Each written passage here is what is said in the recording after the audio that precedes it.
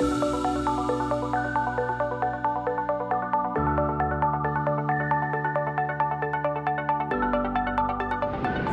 warahmatullahi wabarakatuh. Pemirsa NTB1 bersama saya Wasdila Dahniati dalam NTB1 Interaktif.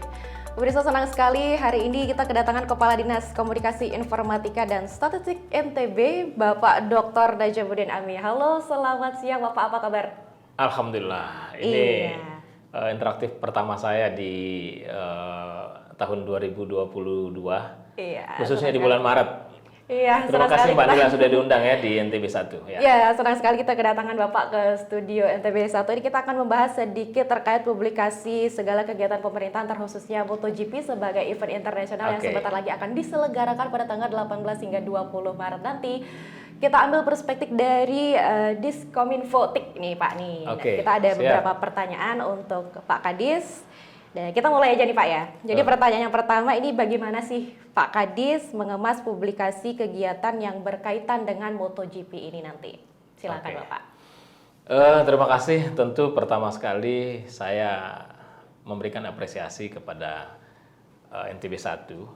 Ya, saya mengikuti beberapa dialog interaktif sebelumnya. Alhamdulillah mendapat sambutan yang cukup membahagiakan dan mengembirakan dari para netizen kita.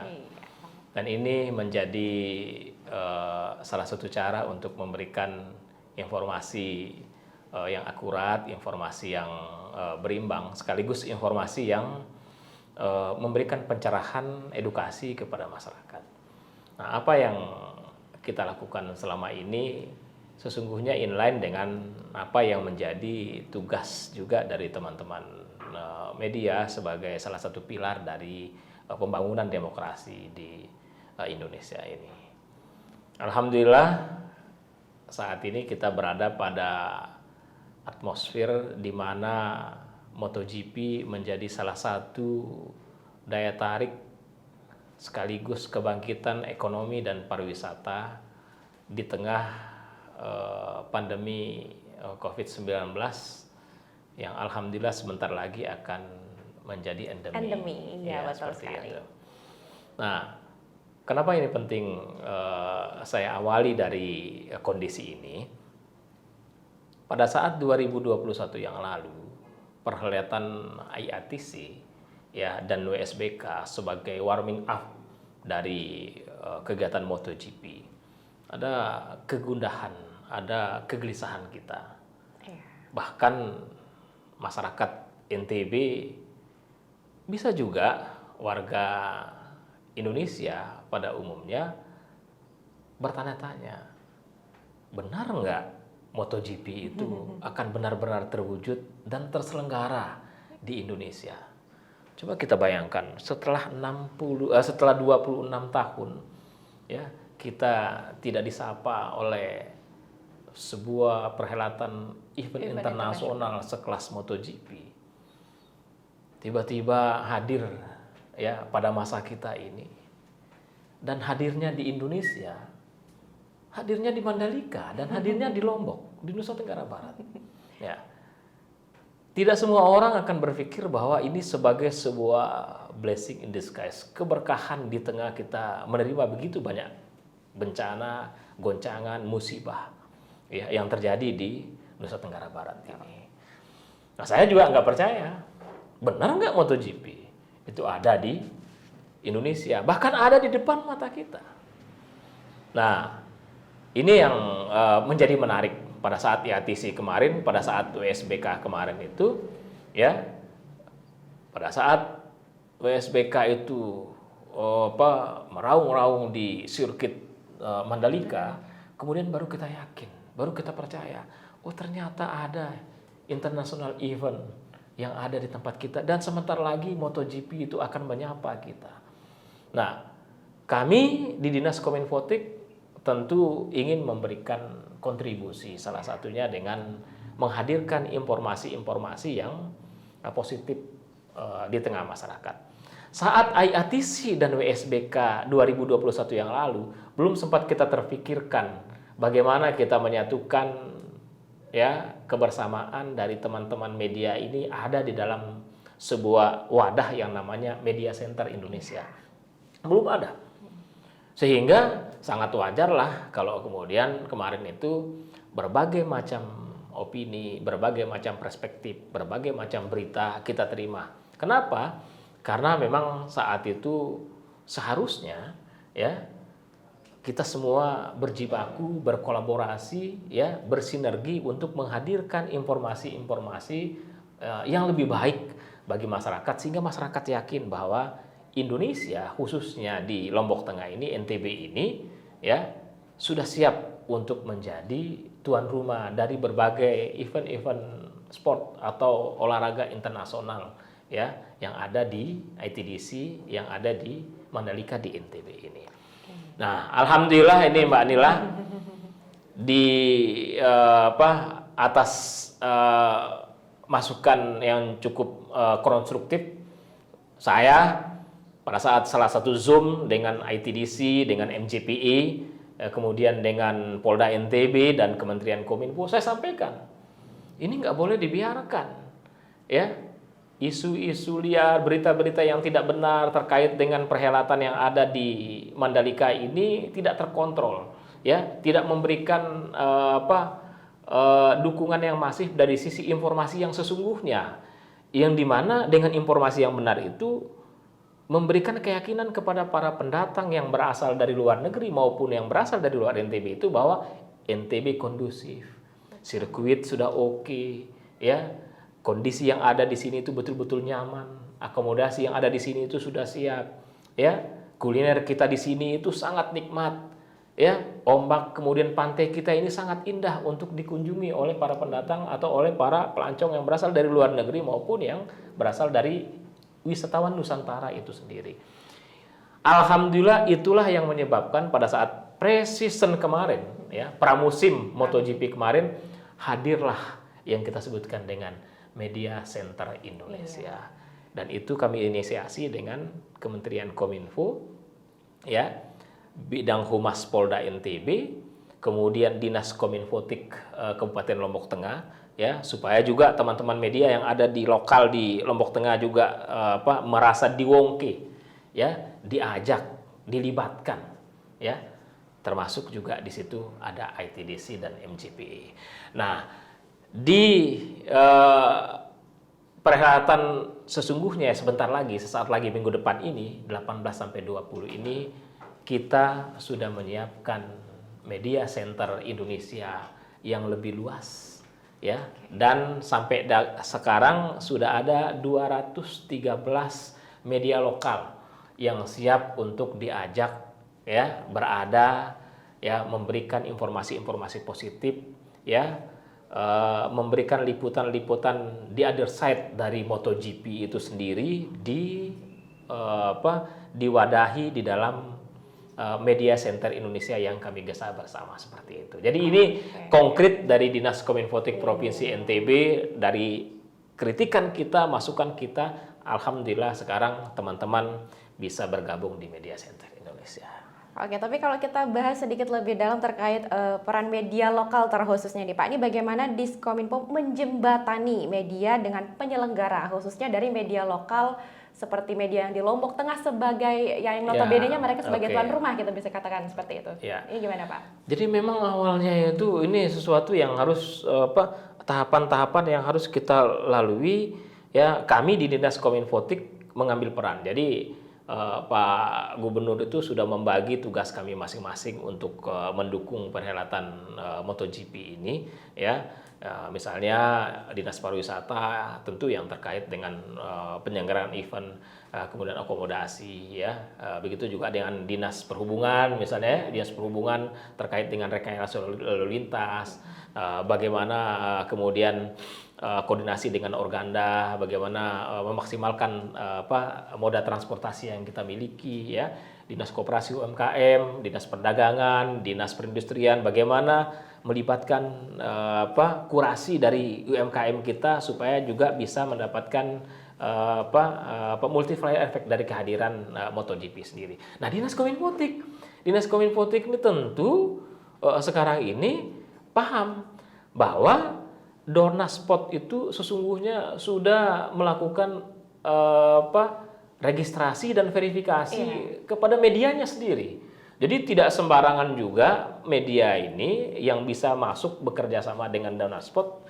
Kemarin itu kami mengecek itu mungkin hanya sekitar 26 atau 28 media internasional dan nasional yang memang terverifikasi oleh Dorna.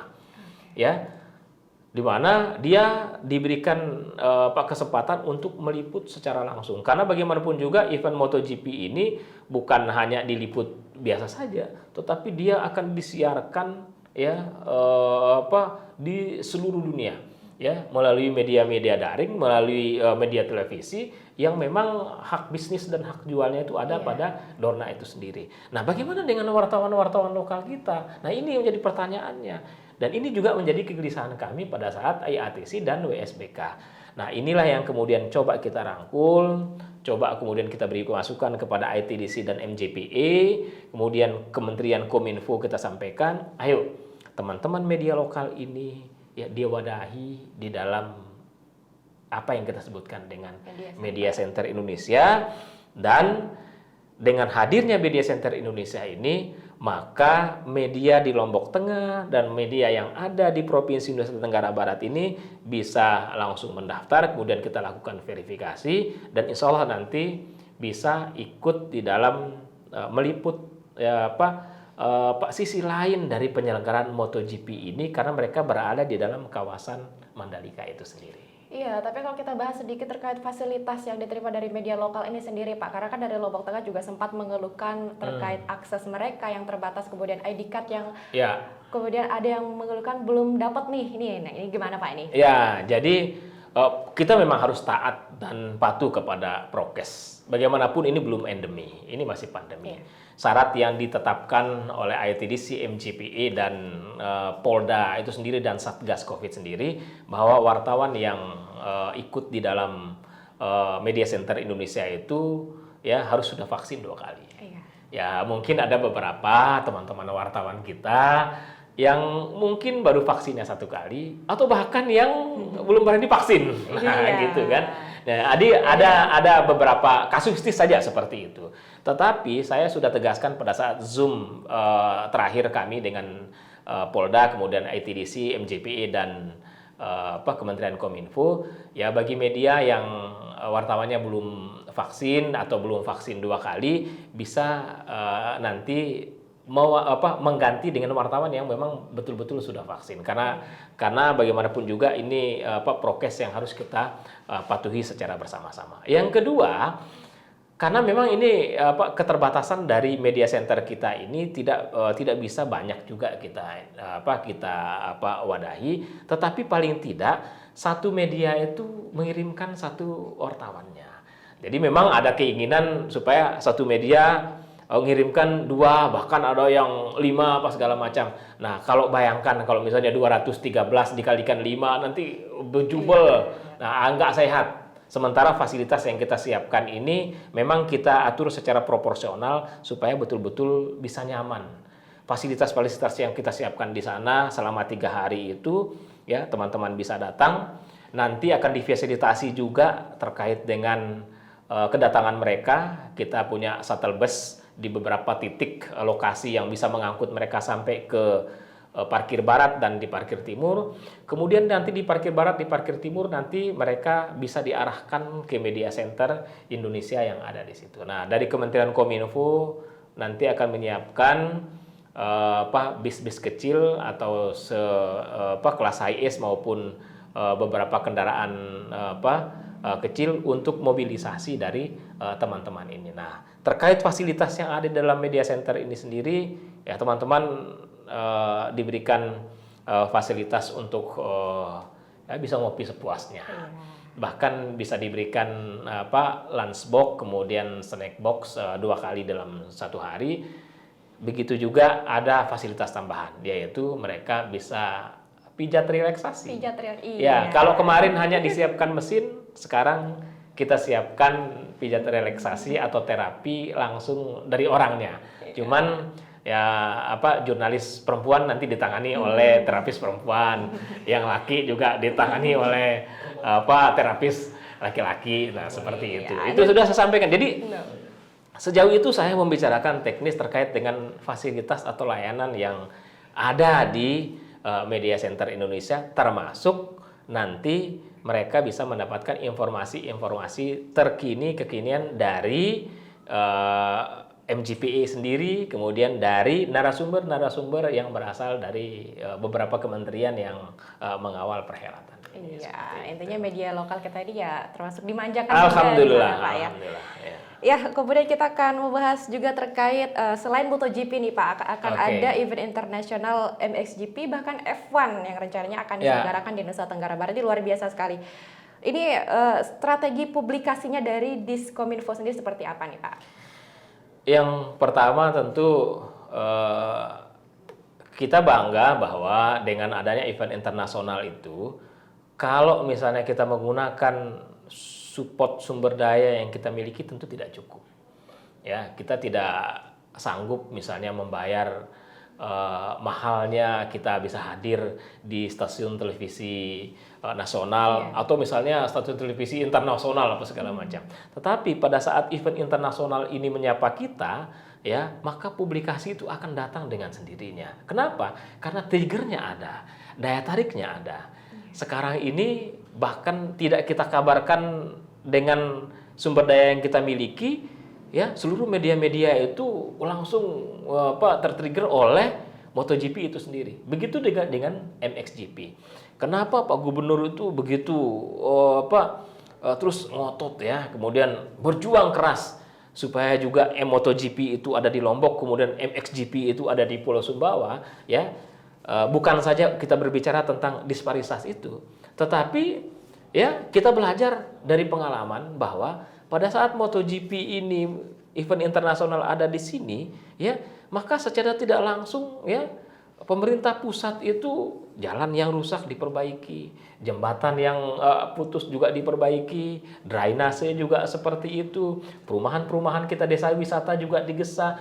Begitu banyak kementerian kemudian turun tangan secara tidak sadar, ya, secara tidak sengaja, bahwa trigger dari MotoGP dan MXGP ini memberikan keuntungan kita dari sisi pembenahan dan pembangunan infrastruktur yang ada. Siapa yang sangka misalnya pada saat kalau misalnya tidak ada MotoGP, mungkin jalan bypass yang dari Bil ke Mandalika tuh nggak akan ada, yang nilainya hampir 1 triliun seperti itu.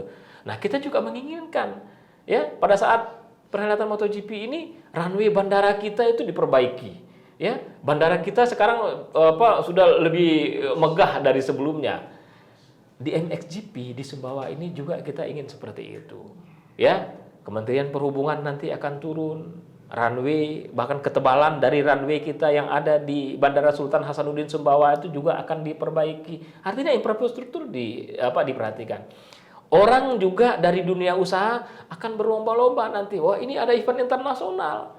Maka akomodasi yang kurang itu homestay mereka benahi, ya, desa-desa wisata mereka benahi, ya, spot-spot kuliner juga kemudian mereka juga benahi, ya, rumah makan yang sebelumnya tadi itu mati sekarang kemudian dihidupkan kembali. Kenapa? Karena ada trigger. Setiap kedatangan tamu yang mereka pasti akan berbelanja di daerah itu.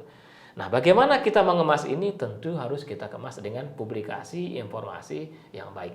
Maka kata kuncinya itu kita akan kolaborasi dengan seluruh stakeholder terkait, ya, dengan teman-teman, ya, asosiasi media PWI, ya, kemudian dengan teman-teman wartawan lokal yang ada di Kabupaten Sumbawa.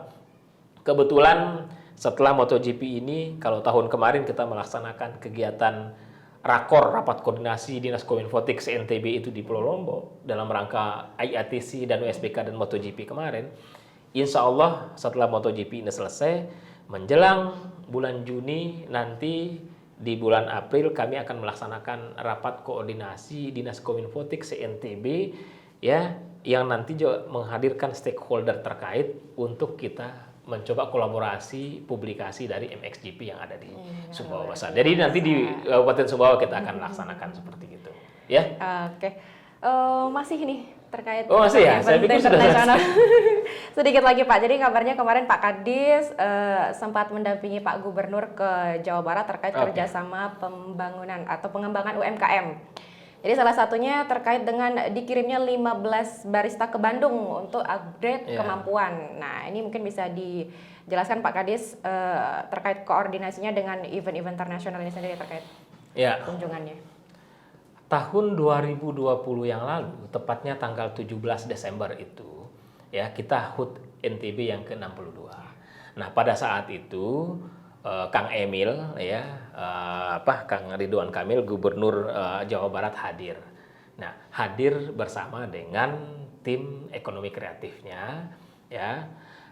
Kemudian dimanfaatkan oleh Bang Zul Gubernur NTB ya.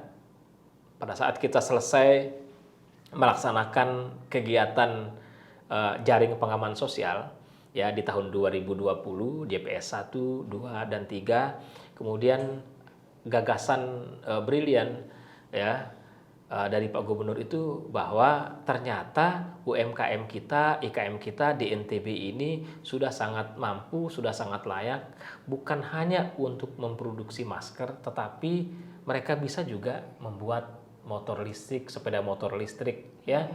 Yang canggih-canggih itu ternyata bisa dibuat. Nah, salah satu provinsi yang membuat kita belajar itu adalah Provinsi Jawa Barat. Industri kreatif di Provinsi Jawa Barat ini kan tidak diragukan lagi. Ya, saya juga pernah tinggal di Bandung. Ya, saya kuliah di sana dulu. Saya melihat bagaimana kreativitas anak-anak muda ya di Bandung itu sangat luar biasa. Ya, sehingga tren inilah yang kemudian kita coba belajar. Nah, di dalam undang-undang pemerintahan daerah itu memang sudah diatur bahwa antara provinsi yang satu dengan provinsi yang lain boleh bekerja sama, yang kita sebutkan dengan sister city ya atau sister province. Nah, seperti itu. Nah, pada tanggal 17 Desember 2020 itu terjadilah peristiwa penandatanganan MOU ya di beberapa bidang, lebih khusus kepada industri kreatif ya antara pemerintah Jawa Barat, Provinsi Jawa Barat dengan pemerintah Provinsi Nusa Tenggara Barat yang kita berikan tagline dengan Jabar NTB Connection. Jabar NTB Connection. Nah, apa yang disampaikan oleh Pak Gubernur saat itu, kita ingin belajar dari Provinsi Jawa Barat yang sudah punya badan ekonomi kreatifnya, industri kreatif di Provinsi Jawa Barat, yang kemudian nanti transfer knowledge dan skillnya itu ke Pemprov NTB dalam rangka menyongsong MotoGP. Ya. Jadi 2020 akhir itu Pak Gub sudah mengatakan bahwa dalam rangka kita menyongsong MotoGP itu maka sumber daya manusia kita harus siapkan, kelembagaan kita harus siapkan, ya berbagai macam pernak-pernik yang terkait dengan perhelatan MotoGP itu harus kemudian kita gesah secara bersama, salah satunya dengan ini. Nah, baru kemudian pada saat kita menjelang MotoGP ini, kami hadir bersama dengan ada beberapa dinas yang sudah bertanda tangan MOU terlebih dahulu, ya, dinas perindustrian, dinas perdagangan, kemudian dinas koperasi, ya, kemudian juga dinas pariwisata, dinas Dikbud, ya, kemudian termasuk juga di dalamnya itu, ya, dinas Kominfotik. Walaupun saat itu dinas Kominfotik belum bertanda tangan PKS-nya atau perjanjian kerjasamanya, kami akan insya Allah bertanda tangannya nanti di Media Center Indonesia karena Pak Gubernur Jawa Barat akan hadir, Kepala Dinas Kominfotik Provinsi Jawa Barat insya Allah juga akan hadir, disitulah kita akan tanda tangan. Jadi, nah kerjasama yang dijalin inilah yang kemudian membuat Jawa Barat dan NTB ini menjadi NTB Jabar atau Jabar NTB Connection ini dalam rangka membantu milenial kita atau anak-anak muda kita yang ada di NTB ini untuk belajar lebih banyak ke Jawa Barat terkait dengan industri kreatif. Salah satunya itu adalah ya menyekolahkan, nah bahasanya menyekolahkan calon-calon barista kita. Nah, kemarin itu 15 barista ini ya hadir di sana, langsung dibawa, kemudian mereka itu belajar di Jawa Barat ya bagaimana meracik kopi, karena bagaimanapun juga kekayaan kopi lokal kita luar biasa yang ada di NTB. Bagaimana caranya itu meramunya supaya nilai tambah dan nilai jualnya itu bisa lebih tinggi, kemudian rasanya juga tidak kalah dengan kopi yang ada di Jawa Barat. Iya, Seperti luar itu. biasa. Ya. Intinya untuk menyukseskan event internasional ini tentu kita butuh kerjasama Ya, dari betul. berbagai stakeholder tentunya Pak ya. Kemudian untuk closing statement nih Pak Kadis, Ya. mungkin bagaimana mendorong narasi positif untuk menyukseskan event-event internasional kita yang di Nusa Tenggara Barat. Silakan Pak. Ya, para pemirsa warga NTB di mana saja kita berada dan masyarakat Indonesia, sebentar lagi International Event MotoGP akan menyapa kita. Pre-season kemarin sudah sukses dilaksanakan.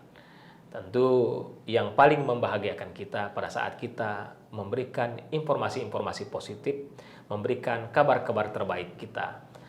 Karena dengan informasi positif, kabar-kabar terbaik kita dari Nusa Tenggara Barat ini akan menjadi harapan bagi kita semua untuk bangkit dari pandemi ini, untuk bangkit dari keterpurukan dari beberapa bencana yang kita hadapi ini.